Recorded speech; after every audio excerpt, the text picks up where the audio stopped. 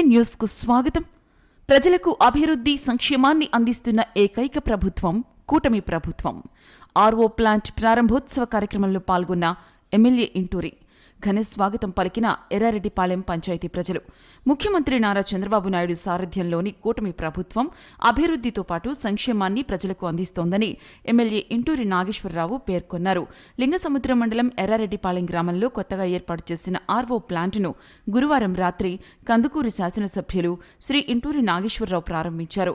ఈ సందర్భంగా ఊరి బాగు కోసం తన సొంత నిధులతో మంచినీటి ఆర్వో ప్లాంట్ను ఏర్పాటు చేసిన దాత ఉప్పుటూరి కృష్ణను ఎమ్మెల్యే ముందుగా అభినందించారు.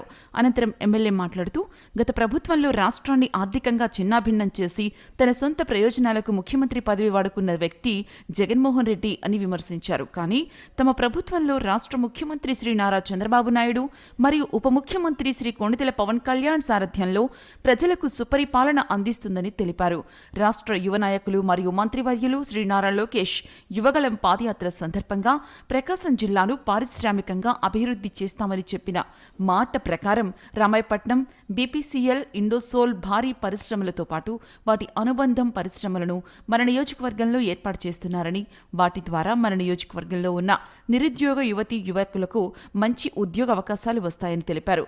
రాష్ట్రంలో నిరుద్యోగ యువతీ యువకులకు ఉద్యోగాలను కల్పించడమే లక్ష్యంగా పనిచేస్తూ రాష్ట్రానికి భారీ పరిశ్రమలు, పెట్టుబడులను తీసుకొచ్చేందుకు శ్రీ నారా లోకేష్ కృషి చేస్తున్నారని వ్యాఖ్యానించారు. కందుకూరు నియోజకవర్గ ప్రజలు నన్ను నమ్మి మంచి మెజార్టీతో దీవించారని, వారి ఆశలు, అభిప్రాయాలకు అనుగుణంగా పాలన సాగిస్తూ ప్రజలకు ఎల్లప్పుడూ అందుబాటులో ఉంటానని ఎమ్మెల్యే తెలిపారు. నెల్లూరు పార్లమెంట్ సభ్యులు శ్రీ వేమిరెడ్డి ప్రభాకర్ రెడ్డి చొరవతో సోమశిల ఉత్తర కాలువ ద్వారా రాళ్లపాడు ప్రాజెక్టుకు సోమశిల నుంచి రావాల్సిన 1.5 టీఎంసీల నీరు త్వరలో ప్రాజెక్టుకు చేరుతాయని రైతులకు ఎమ్మెల్యే తెలిపారు.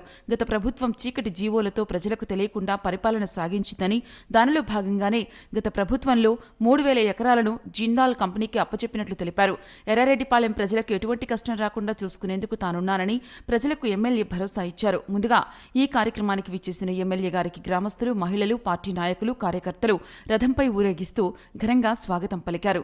ఈ కార్యక్రమంలో మండల పార్టీ అధ్యక్షులు పూరిమెట్ల గురునాథం, పార్టీ నాయకులు ప్రసాద్, నారిబోయిన నారాయణ, మధు, కిలారి కొండయ్య, అడపా రంగయ్య, బోయిళ్ల కొండపనాయుడు, అడపా నరసయ్య, నీలం బ్రహ్మారెడ్డి, జంపాల శివ, గొర్రెపాటి సాంబయ్య, కిలారి వెంకటేశ్వర్లు, మద్దెల రామారావు, మత్తులూరి సుధాకర్, బండ్లమూడి రామయ్య మరియు మండలంలోని అన్ని గ్రామ పార్టీ అధ్యక్షులు, మహిళలు భారీ సంఖ్యలో పాల్గొన్నారు.